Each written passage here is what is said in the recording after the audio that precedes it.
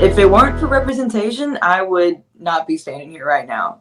I'm one of those people who, like, I loved wrestling, but I never saw myself doing it. And then WrestleMania 32, I'm there in person all the way up in the nosebleeds, and I see Sasha Banks coming down the ramp. That meant so much to me. There was no biracial girl on TV. When I saw her, I felt I felt like her. You know, she was Yep. biracial, but she was also a nerd. But she was so cool, and that's what changed everything for me. My favorite wrestler growing up was John Cena. I look nothing like him, so therefore I was like, "Wow, you know, that's cool. I wouldn't do that." And then when I see her doing it, I just that changed everything for me. So representation, it can go such a long way because professional wrestling that gave me a purpose that made me happy whenever I was going through hard times. So it can seeing that one person up on the stage who you may identify with or see a little bit of yourself in, that makes all the difference. It's so wild. It almost brings me to tears because you kind of understand, like, this is why I do the long drive. This is why all the bruises and the cuts and the injuries, this is what it's all for. I was wrestling in North Carolina and I met this little biracial baby, and she had glasses just like how I had the big glasses when I was her age. And Hmm. I saw so much of myself in her. And she sent me I sent her a wrestle buddy in the mail, and then she wrote me this cutest letter back, and I I was tearing up. It was so cool to because she was just like, you know, like, you inspire me, you mean a lot to me. I'm like, oh, that's what I would write to Sasha Banks, you know, when I was 10. So that means everything. All right, so question, and I'm gonna start with Angel. The question is about representation, and then the argument some people make that representation is as important as merit, as earning a spot regardless, versus how important representation is, and just kind of keying off of hearing from Mia Friday's story, and I love that moment where she got to see a little girl, a little Mia at ringside, and gave her a wrestling buddy. Angel, let me ask. I'm asked this question because this is a question that really got me scratching my head. Do your heroes need to look like you, and how important is representation in wrestling? I'm gonna start with Angel. Yeah, so that's like a yes and a no question. Like, I mean, definitely growing up, like a lot of my heroes did not look like me, but I still looked up to them regardless. And it doesn't matter I mean, it does matter in a way if they do look like you, but then at the same time, they don't have to, because one of the things that, like, I really felt like loved, like, seeing was I was like starting to get back into wrestling. I was at like a really dark time in my life, and I was okay, let's just say this. I'm weird. I think we all know that here.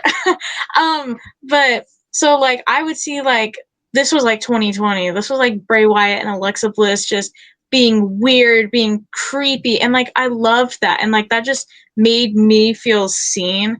So your heroes don't have to look like you, but it is very important because like a lot of kids do see themselves in like their heroes, so it is important to have that representation. So it wasn't so much a race, but also like you saw other creepy people. I mean, I'm not calling you creepy. Let me try to say that again. Let me say that a better way. I Uh, get it. but you saw a bit of your personality. So in a way, that is representation, not necessarily culture, race, or background or gender. It was you saw your uniqueness in the Bray Wyatt, and that now that Tatum Paxley, I think you're familiar with. Yeah, like I actually like I that's why I really love Tatum, because like I really like connect, because I like playing like creepy characters as well, and just like really like just strange characters. And so like to see that and just to see Tatum, I just like I connect with her so much. Awesome, J.Christian. What are your thoughts? Representation versus, and maybe it's not just a maybe it's not as specific to a culture or a race, and maybe it's just like characters that you identify with.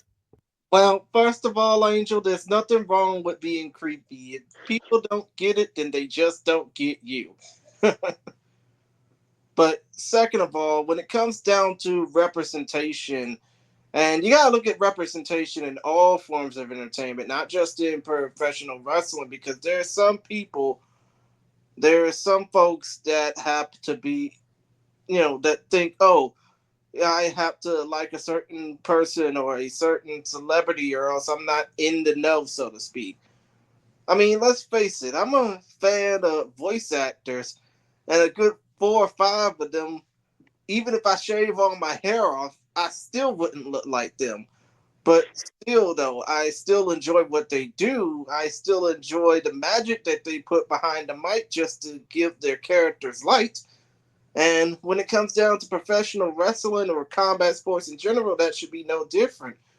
I mean, you got little white boys basically being fans of Swerve Strickland just by seeing how Prince Nana dance in the entrance. You got little Caucasian girls being fans of Sasha Banks just by, how she presents herself on television. Or if you look at the picture on that screen right now, you see Naomi, Jade Cargill, and Bianca Belair dressed up like Jordan Childs or Simone Biles. And you probably will see that little black girl to that little brown girl basically saying, I want to be like them growing up. I mean, you got to have that full blown representation just to get people noticed. But I think, if people are already fans of folks like a Jade Cargill, Naomi, or Bianca Belair, I think that we should see more representation from the promoters, including that. I mean, aside from just the fans. Xenia, what are your thoughts? I think the way I see it, the biggest difference between representation and connecting with the wrestler as a fan, because like Angel Marie said, because you feel seen, because you see yourself in them in some way, or because they just speak to a part of you that you felt wasn't represented. I think like we all become fans of wrestlers based off of that in one way or another.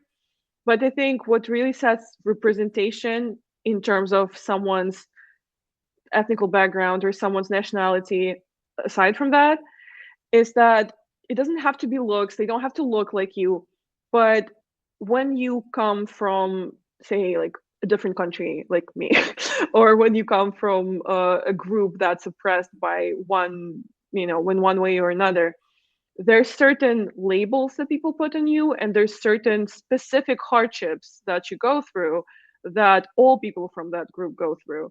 And I think what defines representation is not that, oh, they look like me, because other people look like each other, but it's that, like, oh, those things about myself make me doubt myself and make me doubt whether I can make it, but this person had the same hardships as me, made it. Because, for example, for me, right, I'm Slavic, and I've always been self-conscious about my accent. And considering that what I do in wrestling has a lot to do with talking all the time in front of crowds sometimes, it can get disheartening. Like, it can get, you know, sad because people make fun of it. Like, that's the one people hear it, and that's a very easy target for people to criticize you for if you're in the spotlight. But then I see, for example, Alex Koslov doing commentary for New Japan, for one of the biggest pro wrestling promotions in the world, and he has a Slavic accent, and that didn't stop him. So quite literally, like, the days that I doubt myself and the days that in my head, I'm like, oh, am I ever going to make this? Because, I have a very noticeable Slavic accent. I've been working on it for years. It's gotten better, believe it or not. Uh, but I still have a very noticeable accent. Maybe that's going to be the barrier. Maybe that's going to be the hurdle that's not going to let me, cross certain glass ceilings. I But don't then, see any barriers holding you back, though. You're yeah, too powerful. You're too powerful. thank you. I agree. Um, yeah, but what I'm trying to say is, like, when you see a person in the position where they're successful in the industry and they had to deal with the same barriers, the same hurdles that you're dealing with, it makes you feel empowered, and it makes you feel like you also can do it. So I think that's, like, they don't have to look like you, but they have to like you're feeling represented because you're feeling like you believe that you can also do it because they did it.